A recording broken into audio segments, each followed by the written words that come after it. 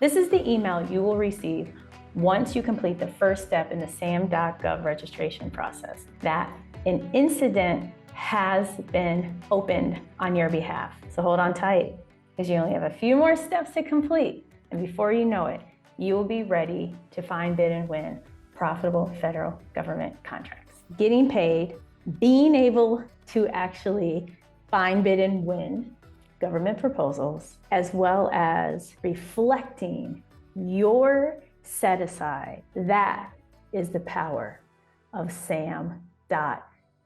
As far as where do you begin when you are interested in federal government contracting, that place is Sam.Gov. It is the key to all things federal government contracting. And I'm going to walk you through not just how to set up your company or even how to find different opportunities.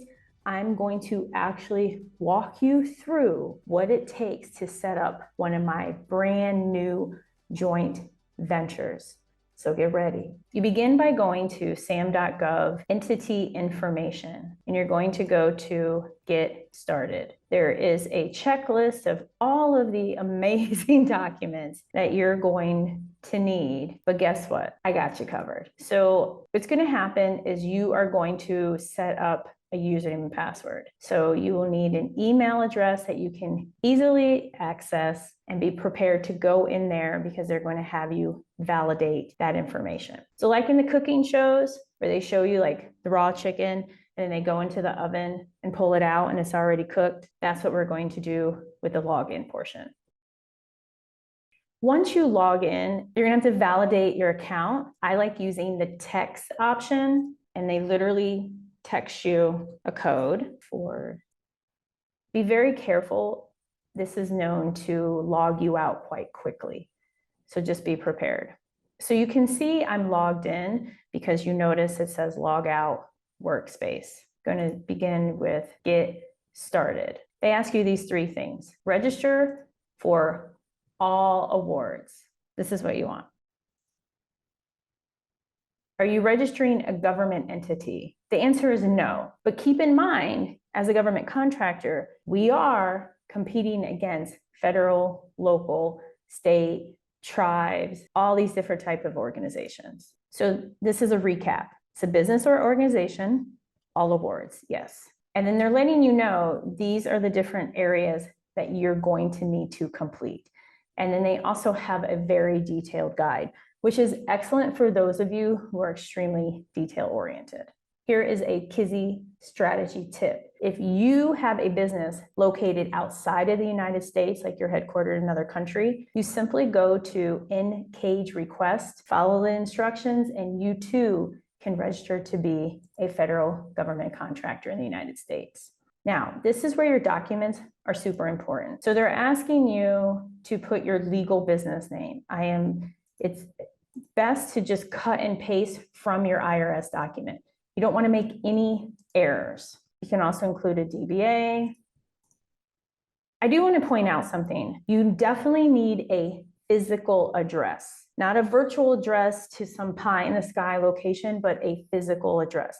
So the address that I entered, while they have virtual offices, it is a physical building that you can go to. You will also need that, because if not, you're going to get an email kicking everything back. You're going to be upset, and we don't want that. Y'all are GovCon winners. They're asking, can you validate the information you provided? That is why it's super important to have document from the IRS, any kind of operating agreement, business license, any and all kinds of information, a lease, to validate that you have a legal business and that you can provide proof of it.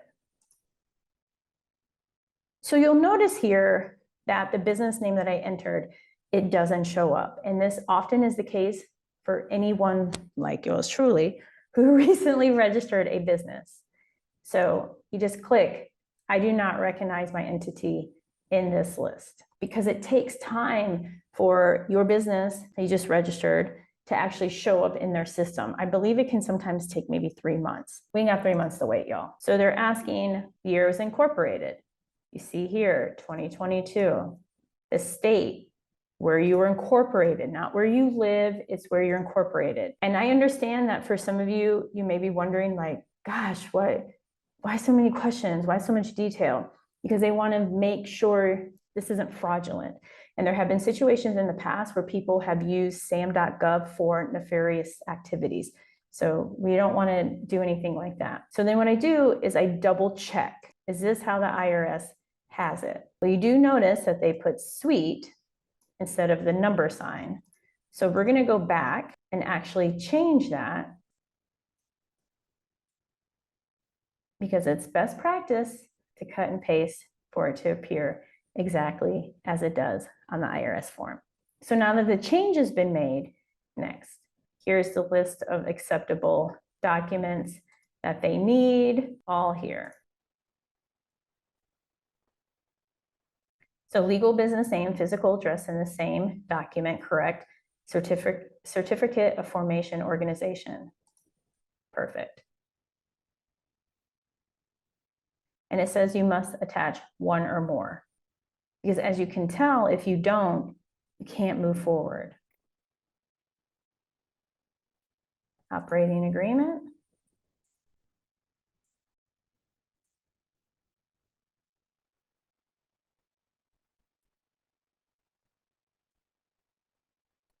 There's something I want to add in here.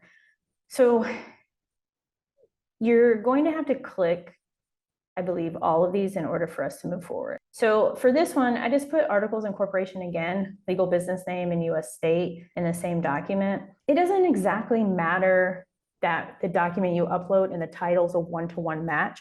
What matters is that you provide the information and be prepared, because more than likely they're going to kick this back.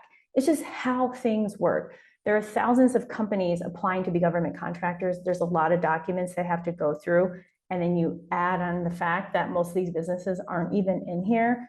So that's why patience is the key. Okay, great. And then you notice I have another check mark. I'm not going to be able to move forward until all 4 of these are checked. So what I'm going to do is I'm going to update the operating agreement and click another box. Okay, it says, so then instead what we're going to do is just going to delete it. Okay. Well, oh well, we're going to add another document then. I mean, this is in real time. This is really how these things go. It's okay if they get the same document twice. What matters is that you're persistent, you're able to demonstrate that you have a legal business. So if you need to obtain any of these documents, now is the time. So you can see we still can't move forward because there's another check that has to occur. Legal business name and start. Add document, we're just going to do legal business name and same start. If you want, you could click all 4 of them at the same time. It's really up to you. As you can see here, I could do that. Make things a little easier. You know, it's up to you how you want to do it. What's important is providing the evidence. That's what's key. And being prepared to provide that information to them again. Now, they're letting us know, hey, you've submitted everything. Here is your entity documentation number. You cannot bid on any contracts with this.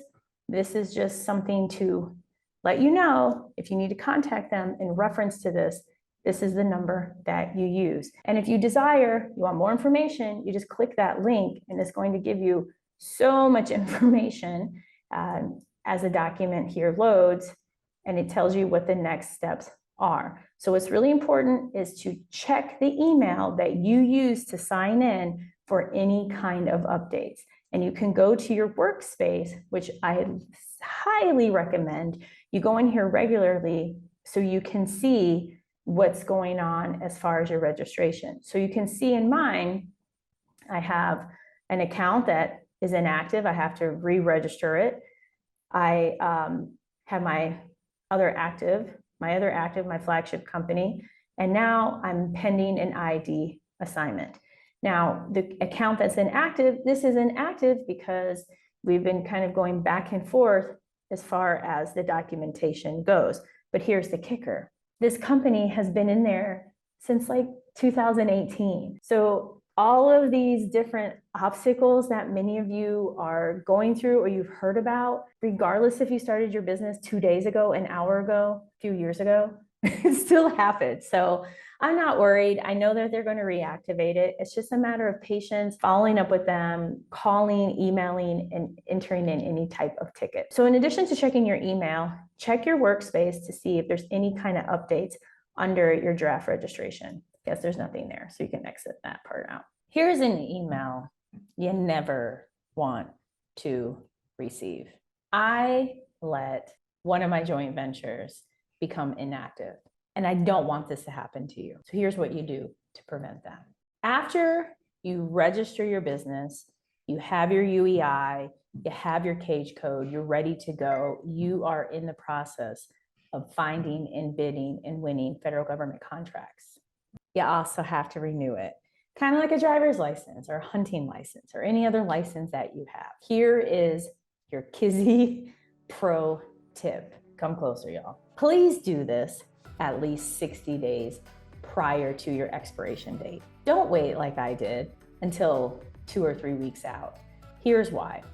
It takes Sam and Cage several days, weeks to verify, re-verify that is, all of your information. And when I even say 60 days, it's actually 60 business days. So please do this so you do not end up with an inactive registration.